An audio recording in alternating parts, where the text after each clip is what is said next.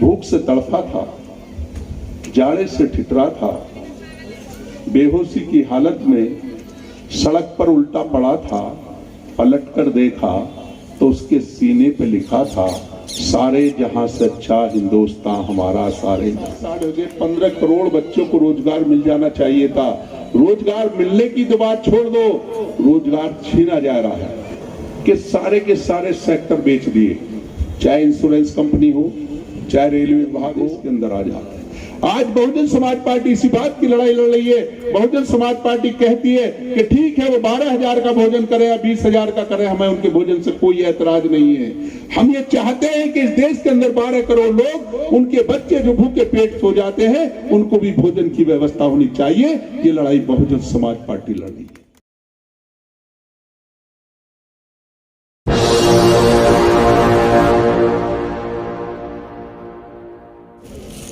सम्मानित साथियों, सबसे पहले मैं किन अल्फाजों से, किन शब्दों से आप लोगों का शुक्रिया अदा करूं कि आप लोगों ने यहां पहुंचकर हमारे सम्मानित साथियों का सम्मान बढ़ाने के लिए, यहां से अपना विधायक बनाने के लिए और नीले झंडे को बुलंद करने के लिए और 5वीं बार उत्तर प्रदेश की मुख्यमंत्री आदरणीय बहन कुमारी मायावती जी को बनाने के लिए जो आपने अपना कीमती समय दिया, मैं उसके लिए अपनी तरफ से, अपने साथियों की तरफ से, एक एक साथी का तहे दिल से शुक्रिया अदा करता हूं, आभार व्यक्त करता हूं।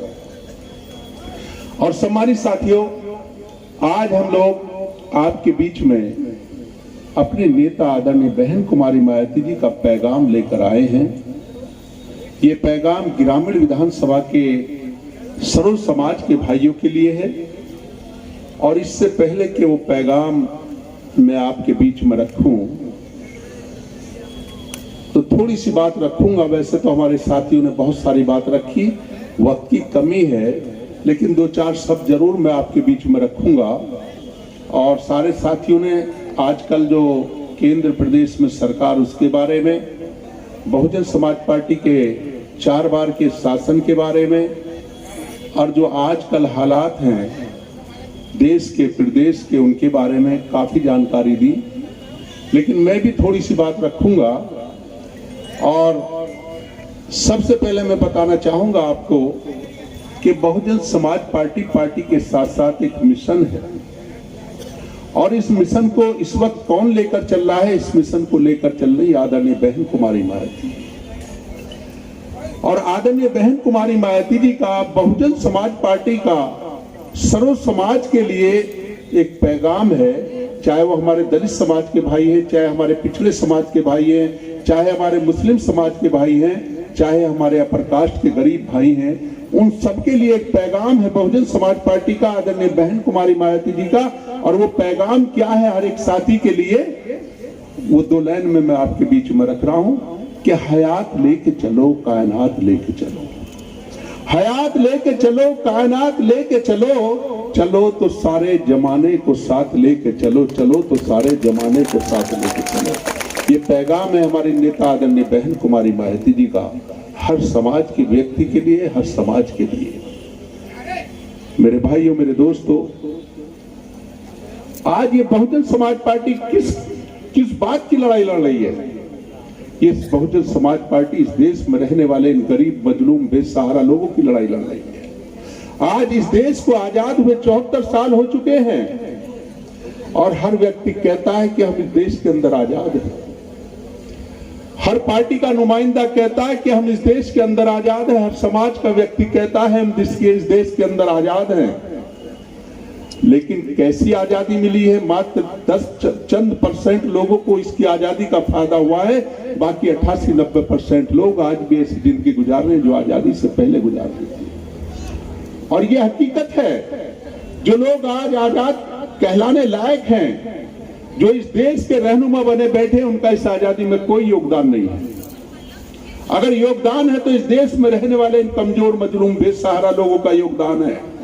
और आज भी ये लोग अगर हमारे देश पर कहीं से कोई आंच आती है तो अपना दिल निकाल कर रख देते हैं, उस आंच को बर्दाश्त नहीं कर सकते और कभी देश की आन को झुकने नहीं देते। ये कमजोर, मजलूम, बेसहारा लोग हर तरीके से खड़े रहते हैं। आज कैसी आजादी मिली है इन्हें। हमारे बीच का एक व्यक्ति भूख से तड़फा था, जाड़े से ठिठुरा था, बेहोशी की हालत में सड़क पर उल्टा पड़ा था।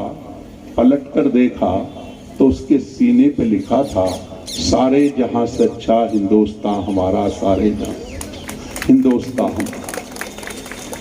ये है हमारी आजादी। हम मर सकते हैं, मिट सकते हैं अपने देश के लिए। ये कमजोर मजलूम बेसहारा लोग हर वक्त कुर्बान रहते हैं। आज 74 साल इस देश को आजादी हो चुके हैं और इस आजादी को हासिल करने के लिए किसी एक व्यक्ति की कुर्बानी नहीं थी, किसी एक समाज की कुर्बानी नहीं थी, बल्कि इस देश में रहने वाले हर समाज के महापुरुषों ने अपनी जान की बाजी लगाकर इस देश को आजाद कराया था। हर समाज के नौजवान साथियों ने अपना खून बहाकर इस देश को आजाद कराया था। हर समाज की माओं ने और बहनों ने अपनी गोद सुनी करके इस देश को आजाद कराया था। किस लिए आजाद कराया था? कि हमें आजादी की जिंदगी मिलेगी, हमें इस देश के अंदर बराबरी का दर्जा मिलेगा, हमें इस देश के अंदर हमारे अधिकार मिलेंगे, हमें इस देश के अंदर इज्जत और सम्मान मिलेगा, हमें इस देश के अंदर रोटी कपड़ा और मकान मिलेगा। परंतु अफसोस 74 साल की आजादी में मात्र चंद लोगों को इस आजादी का फायदा पहुंचा। बाकी 88-90% लोग आज भी इसी तरीके से जिंदगी गुजार रहे हैं जैसे आजादी से पहले गुजार रहे थे। फर्क इतना है, उस वक्त गोरे अंग्रेज थे, आज काले अंग्रेज हैं। और उसका नतीजा ये है कि जो उस वक्त गरीब था और गरीब हो गया, जो अमीर था वो गरीब अमीर हो गया। आज हम कहते हैं कि हम इस देश के अंदर आजाद हैं। आज इस देश के अंदर 10 करोड़ लोग ऐसे हैं जिनके रहने के लिए मकान नहीं है, सर छुपाने के लिए जगह नहीं है। वो अपनी रात कहाँ गुजारते हैं? सड़क के किनारे पर, रेल के प्लेटफार्म पर, झुग्गी झोंपड़ियों के अंदर, पुलों के नीचे। और एक तरफ वो लोग हैं जिन्होंने इस आजादी का फायदा उठाया है, उनके पास बड़ी बड़ी कोठियां, बड़े बड़े महल हैं। अगर वो अपने घर में कोई जानवर भी पालते हैं, कुत्ता भी पालते हैं, तो उसके लिए अलग से बेडरूम बनाया जाता है। मेरे भाइयों, मेरे दोस्तों, एक तरफ 10 करोड़ लोगों के रहने के लिए जगह नहीं है, सर छुपाने के लिए जगह नहीं है, और एक तरफ एक जानवर के लिए, कुत्ते के लिए अलग से बेडरूम बनाया जाता है। हम कहते हैं हम इस देश के अंदर आजाद हैं। कैसी आजादी है?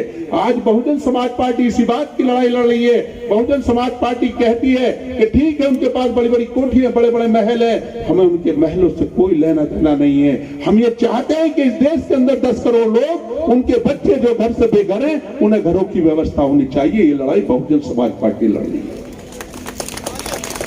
आज जब दिन निकलता है तो इस देश के अंदर 12 करोड़ लोग ऐसे हैं, इंतजार करते हैं मजदूरी का, खड़े हो जाते हैं चौराहों पर। अगर मजदूरी लग जाती है तो उनके बच्चों का भी पालन पोषण हो जाता है। अगर मजदूरी नहीं लगती तो बच्चे भी भूखे पेट सो जाते हैं। और एक तरफ वो लोग हैं जिन्होंने इस आजादी का फायदा उठाया। अगर एक टाइम का खाना खाते, एक टाइम का भोजन करते हैं तो 10-12 हजार रुपए का खर्चा आता है। हम कहते हैं कि हम इस देश के अंदर आ जाते हैं। आज बहुजन समाज पार्टी इसी बात की लड़ाई लड़ रही है। बहुजन समाज पार्टी कहती है कि ठीक है, वो 12,000 का भोजन करे या 20,000 का करे, हमें उनके भोजन से कोई ऐतराज नहीं है।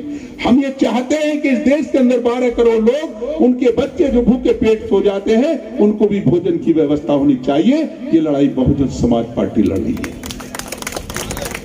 आज ये बहुजन समाज पार्टी इन गरीबों की लड़ाई लड़ रही है। चाहे वो दलित समाज के गरीब हैं, चाहे पिछड़े समाज के गरीब हैं, चाहे मुस्लिम समाज के गरीब हैं, चाहे प्रकाश के गरीब भाई हैं। और मैं दावे के साथ कहता हूं, अगर ये गरीब एक दिन बहुजन समाज पार्टी के साथ जुड़ गए तो फिर प्रधान से लेकर प्रधानमंत्री तक बहुजन समाज पार्टी का होगा, इससे कोई रोक नहीं पाएगा। मेरे भाइयों, मेरे दोस्तों, क्योंकि वक्त कम है, मैं अपनी बात को शॉर्ट कर रहा हूं। क्योंकि 74 साल की आजादी में गरीब लोग पिटे हैं और हमेशा याद रखो, जिन्होंने तुम पर हुकूमत की वो तुम्हारा साथ नहीं दे सकते। क्योंकि इस देश में रहने वाले चाहे दलित है, चाहे पिछड़े हैं, चाहे मुसलमान है, चाहे प्रकाश के गरीब भाई हैं, ये एक दूसरे का साथ दे सकते हैं। क्यों? 74 साल से सारे के सारे पिट रहे हैं। पिटा हुआ पिटे हुए का साथ दे सकता है, जो उन्होंने हुकूमत की वो तुम्हारा साथ नहीं दे सकते। और हमेशा याद रखो, कमजोर कमजोर का साथ दे सकता, कभी ताकतवर कमजोर का साथ नहीं दे सकता। गरीब गरीब का साथ दे सकता, कभी अमीर गरीब का साथ नहीं दे सकता। इसलिए पिटा हुआ पिटे हुए का साथ दे सकता है, यानी पिछड़े वर्ग के भाई दलित समाज का साथ दे सकते हैं, मुस्लिम समाज दलित समाज का साथ दे सकता है, अपर कास्ट के गरीब भाई पिछड़ों का साथ दे सकते हैं, आपस में एक दूसरे का साथ हो सकता है, यानी पिटे पिटों का साथ हो सकता है, पीटने वाले और पिटने वालों का कभी साथ नहीं हो सकता। अगर न समझ पाइए तो एक मिसाल देता हूं। आपने बाजरे की खिचड़ी देखी होगी। अगर बाजरे की खिचड़ी में दूध मिला दिया जाए तो उसमें मिक्स नहीं होता, अगर उसमें मट्ठा मिला दिया जाए तो उसमें मिक्स हो जाता है। मट्ठा क्यों मिक्स हो जाता है, दूध क्यों नहीं मिक्स होता? क्योंकि बाजरे की खिचड़ी कुटी हुई होती है, दूध आता है गर्म होकर खिचड़ी में पड़ जाता है, खिचड़ी नीचे बैठी रहती है, दूध ऊपर तैरता रहता है। आप चम्मच से उसे कितना ही भी चलाओगे, खिचड़ी नीचे बैठी रहेगी, दूध ऊपर तैरता रहेगा, उसमें मिक्स नहीं होता। मट्ठा क्यों मिक्स हो जाता है? क्योंकि बाजरे की खिचड़ी मूसल से कुटकर बनती है, तो मट्ठा भी रही से पिटकर बनता है। पिटे पिटों का मेल हो सकता, पीटने वाले और पिटने वाले का कभी मेल नहीं हो सकता। जो आज हुकूमत में बैठे हुए कभी तुम्हारा साथ नहीं दे सकते, कभी तुम्हारा उनसे मेल नहीं हो सकता। अगर मेल हो सकता है तो इस देश में रहने वाले दलितों का, पिछड़ों का, मुसलमानों का, अपर कास्ट के गरीब भाइयों का हो सकता है। और मैं दावे के साथ कहता हूं, जिस दिन ये मेल हो गया तो 5वीं बार उत्तर प्रदेश की मुख्यमंत्री आदरणीय बहन कुमारी मायावती जी को बनने से कोई रोक नहीं पाएगा। मेरे भाइयों, मेरे दोस्तों, आज थोड़ी सी बात और कहूंगा, क्योंकि आजकल के हालात इस तरीके के हैं। आज देश में, प्रदेश में भारतीय जनता पार्टी की सरकार है। बहुत अच्छे अच्छे वादे करते हैं। जब ये सरकार में नहीं थे तो बहुत अच्छे अच्छे वादे किए। इनका आप एजेंडा निकाल कर देखोगे तो आपको मालूम हो जाएगा। इन्होंने सबसे पहले कहा था कि हम जिस दिन सरकार में आएंगे, जब हमारी सरकार बनेगी, तो 6 माह के अंदर अंदर हम भी जो हमारे देश का काला धन है उसे अपने देश में वापस लाएंगे और हर गरीब के खाते में 15 लाख रुपए जाएंगे। आज 7.5 साल इनकी हुकूमत बने हो गए, किसी एक गरीब के खाते में एक पैसा नहीं गया। और उसके बदले में क्या हुआ? ना कोई काला धन आया, बल्कि हमारे देश का सफेद धन विजय माल्या, अंबानी जैसे लोगों के हाथों विदेशों में भेज दिया गया। हमारे देश को कंगाल कर दिया गया। आज इतनी महंगाई इसी वजह से कि हमारे देश का पैसा बाहर इन्होंने पूंजीपतियों के हाथों रख भेज दिया गया। ये वादा इनका खोखला साबित हुआ। इन्होंने कहा था कि हम हर प्रति वर्ष 2 करोड़ बच्चों को, युवाओं को रोजगार देंगे। मेरे भाइयों, मेरे दोस्तों, आज 7.5 साल हो गए, 15 करोड़ बच्चों को रोजगार मिल जाना चाहिए था। रोजगार मिलने की तो बात छोड़ दो, रोजगार छीना जा रहा है। अभी हमारे भाई बघेल साहब बोल रहे थे, कैसे छीना जा रहा है, कैसे तुम्हारे साथ धोखा किया जा रहा है। हमारे बघेल साहब बोल रहे थे कि सारे के सारे सेक्टर बेच दिए। सेक्टर का मतलब विभाग बेच दिए, चाहे इंश्योरेंस कंपनी हो, चाहे रेलवे विभाग हो, चाहे आपका शिक्षा विभाग हो, चाहे आपका उद्यान यानी हवाई जहाज विभाग हो, यानी सारे के सारे विभाग बेचते जा रहे हैं। क्यों बेचते जा रहे हैं? केवल पूंजीपतियों को देते जा रहे हैं। उसका नतीजा क्या निकलेगा आप खुद समझ लेंगे। वो प्राइवेट कंपनी को चले जाएंगे सारे के सारे, और प्राइवेट कंपनी वाले मन मर्जी नौकरी देते हैं। सरकारी के हिसाब से नौकरी नहीं मिलती। अगर आज आपका बेटा किसी विभाग में जीएम है, या रेलवे विभाग में जीएम है, तो आज उसे 1.5 लाख रुपए मंथली तनख्वाह मिलती है, एक गाड़ी मिलती है, एक रहने के लिए मकान मिलता है। और जब उसे प्राइवेट वाला खरीद लेगा तो फिर क्या कहेगा? गाड़ी भी यहाँ रख दे, बंगला भी छोड़ दे, और 50,000 रुपए तुझे नौकरी के मिलेंगे, करना तो अपने घर को जा। पूरे का पूरा परिवार बर्बाद हो जाएगा, भुखमरी के कगार पर आ जाएगा। ऐसी योजना इन लोग बना रहे हैं। क्यों बना रहे हैं? वो चाहते हैं कि चंद लोगों के हाथ में इस देश की बागडोर चली जाए और बाकी 88-90% लोग हमारे मोहताज बन जाए, हमारे गुलाम बन जाए। ऐसी पॉलिसी ये लोग बना रहे हैं। इसलिए मेरे भाइयों, मेरे दोस्तों, मेरी आप लोगों से गुजारिश है, अगर आपने उत्तर प्रदेश से इन्हें उखाड़ के फेंक दिया, और उखाड़ के तभी फेंक सकते हो जब आप यहां से अपने विधायक को जिताएंगे और आने वाले वक्त में 5वीं बार उत्तर प्रदेश में बहुजन समाज पार्टी की सरकार बनाएंगे, आदरणीय बहन कुमारी मायावती जी को मुख्यमंत्री बनाएंगे। इन्होंने कहा था, ये वादा भी इनका खोखला साबित हुआ। इन्होंने कहा था हम किसानों के हक में फैसला करेंगे, उनकी फसल का दुगुना मूल्य देंगे। फसल का मूल्य देने की बात छोड़ो, उनकी जमीनों पर कब्जा करने का कानून ले आए। 3 काले कानून ले आए, मजबूर होकर चुनावी फायदे के लिए इन्होंने वापस लिए, और क्या हालात कर दिए। ना किसानों को DAP है, ना यूरिया है, ना बीज है, और फसल किस तरीके से लूटी जा रही है आप सब अच्छी तरीके से जानते हैं। किसानों को बर्बाद कर दिया है। अरे इन्हें सबक लेना चाहिए था। अगर किसानों के हित में फैसले लेने थे तो आदरणीय बहन कुमारी मायावती जी से। आपको मालूम है, जब 2007 में उत्तर प्रदेश के अंदर बहुजन समाज पार्टी की सरकार बनी थी, तो उसी दिन, जिस दिन आदरणीय बहन जी ने शपथ ली थी, तो कुर्सी पर बैठने के बाद सबसे पहला क्या फैसला था आदरणीय बहन जी का? सबसे पहले उन्होंने कहा था कि किसानों का जो 4-4, 5-5 साल का गन्ने का मूल्य बाकी है, मैं मिल मालिकों को निर्देश देती हूं कि 15 दिन के अंदर अंदर उनका सारे का सारा पैसा खाते में पहुंच जाना चाहिए। अगर कोई मिल मालिक पैसा नहीं देगा तो मैं उसके मिल की आरती जारी करके किसानों के पैसे की अदायगी कराऊंगी। और मेरे भाइयों, मेरे दोस्तों, इतना ही नहीं, आपको मालूम होगा कि आजादी से लेकर 2007 तक कितना दाम था गन्ने का? 120 रुपए कुंटल। और जब 2012 आया तो गन्ने का कितना मूल्य था? 250 रुपए कुंटल। आदरणीय बहन कुमारी मायावती जी ने 5 साल में डबल से ज्यादा करने का काम किया। और इतना ही नहीं, ये भी ऐलान कर दिया कि जो भी किसान का गन्ना जिस दिन सेंटर पर पड़ जाएगा, 15 दिन के अंदर अंदर उसके खाते में उसका पैसा पहुंच जाना चाहिए। मेरे भाइयों, मेरे दोस्तों, अगर कोई सच्ची देसी किसानों की पार्टी है तो बहुजन समाज पार्टी है, आदरणीय बहन कुमारी मायावती जी। और मेरे भाइयों, मेरे दोस्तों, मैं यही कहूंगा कि कहते हैं कि हम महिलाओं की सुरक्षा करेंगे। आज अगर कोई महिला दिन के 12 बजे निकलती है घर से, तो उसे ये पता नहीं कि तू महफूज भी घर लौटेगी नहीं लौटेगी। और आदरणीय बहन कुमारी मायावती जी की हुकूमत में अगर कोई 12 बजे भी किसी काम से महिला जाती थी तो सकुशल अपने घर लौट कर आती थी।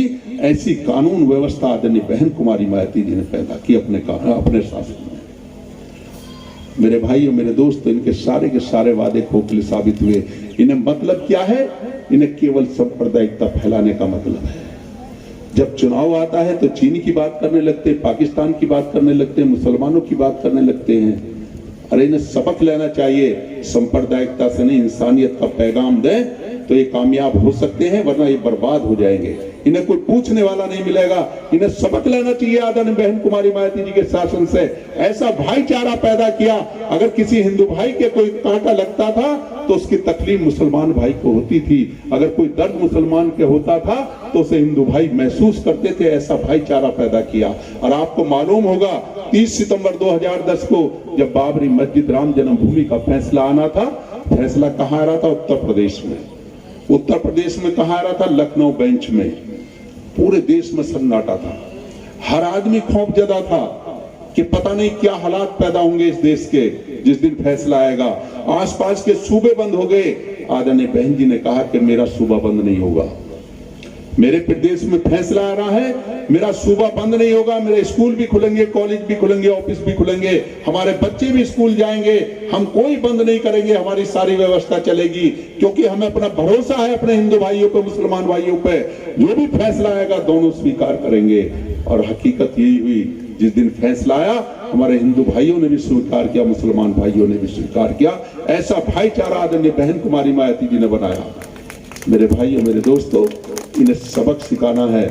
जो हमारे भाईचारे को तोड़ना चाहते हैं, हमें आपस में लड़ाना चाहते हैं, हमें एकजुट होकर गरीब जितने भी गरीब हैं, चाहे पिछड़े समाज के हैं, चाहे दलित समाज के, चाहे पिछड़े मुस्लिम समाज के हैं, चाहे अपर कास्ट के गरीब भाई हैं, उन सब की लड़ाई बहुजन समाज पार्टी लड़ रही है। बहुजन समाज पार्टी के साथ हमें जुड़ जाना चाहिए और एक मुश्त होकर इनकी सारे जितने भी प्रोपेगेंडे, जितने भी सांप्रदायिकता फैलाने की कोशिश करें, उनका मुंह तोड़ जवाब देकर अपना विधायक को जिताना है। आदरणीय बहन जी को 5वीं बार उत्तर प्रदेश का मुख्यमंत्री बनाना है।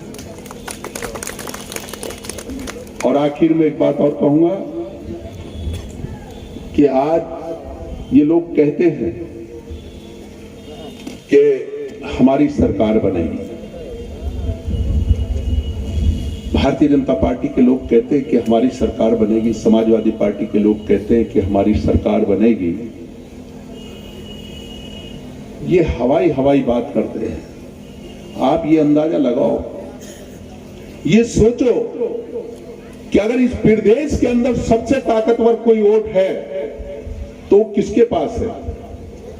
अगर कोई ताकतवर पार्टी है तो वो कौन सी पार्टी है? वो बहुजन समाज पार्टी है, आदरणीय बहन कुमारी मायावती की। और मैं दावे के साथ कहता हूं, ये जो हमारे भाई बैठे हैं, सर्व समाज के भाई बैठे हैं, आज हमारे पास हर सीट पर बहुजन समाज का भारी तादाद में वोट है। अगर थोड़ा हमारे मुसलमान भाइयों ने, पिछड़े समाज के भाइयों ने, अपर कास्ट के भाइयों ने थोड़ा अपना वोट मिला दिया तो भारतीय जनता पार्टी या समाजवादी पार्टी के कैंडिडेटों की जमानत जब्त होगी और 300 से ज्यादा सीट बहुजन समाज पार्टी की निकलेगी, कोई रोक नहीं पाएगा। उसी भी पार्टी का रिकॉर्ड उठाकर देख लो, इतना ताकतवर कोई पार्टी नहीं है जितनी ताकतवर बहुजन समाज पार्टी है। ये जो मगरूरियत की बात कर रहे हैं ना, इनकी मगरूरियत को तोड़ दो आप। और ये मगरूरियत कब टूटेगी? क्योंकि तुम पिट के लचीले होगे, तुम्हारा कुछ बिगड़ने वाला नहीं है। जिस दिन वोट पड़ेंगे तो तुम्हारी ऐसी आंधी चलनी चाहिए, जो मगरूरियत की बात कर रहे हैं ये पटकनी खा जाए। एक शेर पढ़ के अपनी बात को, जो असली मकसद है, उसकी तरफ ले जाऊंगा कि आंधियां मगरूर दरख्तों को पटक जाएंगी। जिस दिन आपकी वोटों की आंधी चलेगी, जो मगरूरियत की बात कर रहे हैं, उस दिन पटकनी खा जाएंगे। आंधियां मगरूर दरख्तों को पटक जाएंगी, वही साख बचेगी जो लचक जाएगी, वो साख है बहुजन समाज पार्टी और आप। मेरे भाइयों, मेरे दोस्तों, आज हम आपके बीच में अपनी नेता बहुजन समाज पार्टी की राष्ट्रीय अध्यक्ष आदरणीय बहन कुमारी मायावती जी का पैगाम लेकर आए हैं। क्योंकि साथियों, चुनाव बहुत करीब है और ये भी हमें फक्र है कि जो मगरूरियत की बात कर रहे हैं, अभी किसी पार्टी का एक भी प्रत्याशी घोषित नहीं हुआ और हम अपनी नेता आदरणीय बहन जी का शुक्रिया अदा करते हैं कि हम लगभग 175 प्रत्याशियों की घोषणा कर चुके हैं और बहुत जल्दी हमारे सारे के सारे प्रत्याशियों की घोषणा हो जाएगी। तो हम पैगाम लेकर आए हैं इस विधानसभा से, यानी ग्रामीण विधानसभा से आने वाले 2022 के विधानसभा चुनाव में इस विधानसभा से आपके हरदिल अजीज ऐसी साथी जो गरीबों के बीच में हमेशा रही, सामाजिक कार्य किए, और आपको मैं क्या बताऊं कि आपकी इतनी हरदिल अजीज हो गई वो कि एक साथी ढूंढने के लिए तैयार है। ये जो भारी भीड़ आज ये पैगाम दे रही है कि सीट से जितने भी प्रत्याशी दूसरे लड़ेंगे वो सब के सब अपनी जमानत जब्त कराएंगे और भारी वोटों से यहां से जीतेंगे हमारे प्रत्याशी। ऐसी शख्सियत को आदरणीय बहन जी ने अपना आशीर्वाद देकर किरण केसरी जी को ग्रामीण विधानसभा से अपना प्रत्याशी प्रभारी बनाकर नियुक्त किया है। मैं आदरणीय बहन जी का आभार व्यक्त करते हुए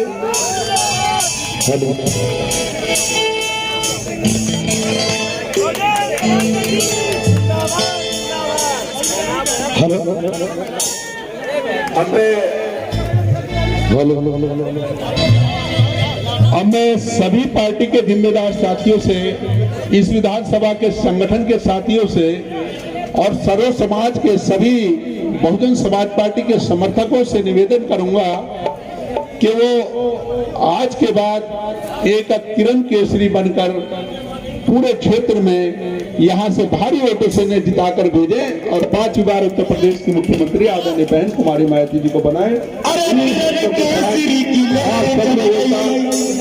आप सब लोगों का तहे दिल से शुक्रिया अदा करते हुए अपनी बात को खत्म करता हूँ। जय भीम, जय भारत, खुदा।